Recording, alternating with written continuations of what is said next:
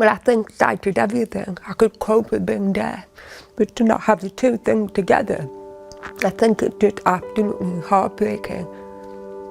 My name is Jill Millen, and this is why I want people to see my invisible disability. I'm deaf-blind. I have a condition called Usher syndrome. And no word of a lie, I was very much in a very deaf-blind world. As you can imagine, what I can see is like looking through a letterbox. So this is like this. But because I wore hearing aids, and I'd wore hearing aids since I was 2 years old, the hearing aid didn't really start to work anymore, and this is when I decided to have the cochlear implant. So that moment the cochlear implant was switched on just changed my life so much. Monday, Tuesday, Wednesday, Thursday, Friday. It's all right. It's a big, life-changing day today. The best way I can describe it, when it was switched on, it was like I had a sense of spatial awareness. I could hear people behind me, I could hear people above me, like on the floor above me in the hospital. And I think from that moment it was the start of a brand new life that was waiting for me. Getting around, I have to use a red and white cane. In fact, I have it here. And I opened up, and you can see the red stripes represent the fact that I'm also deaf.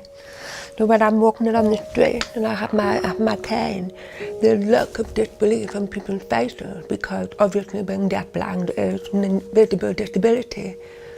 And I hope that we can shatter all the misconceptions that there are around people who are visually impaired as well as deaf. In the last 5 years, I've been very fortunate to travel the world. I've been to some countries that I never believed that I would have a chance to visit. I was involved in the gift of hearing because it was that moment I heard for the first time. I was able to do that in Bangladesh.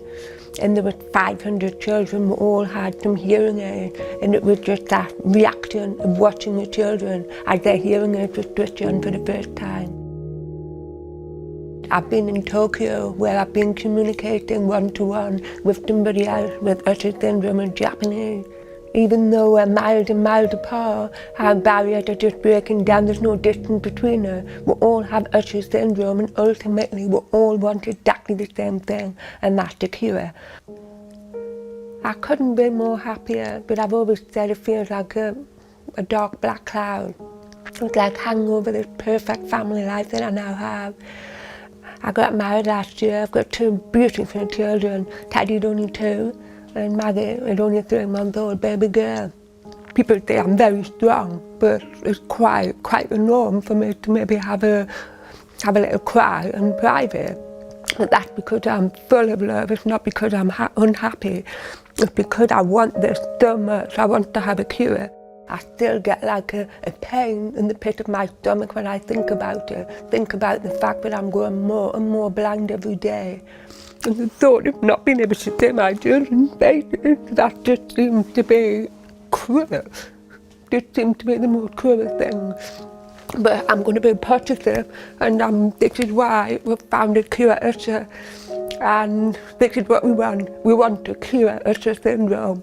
I want to be able to fold away my cane and not have to use it anymore.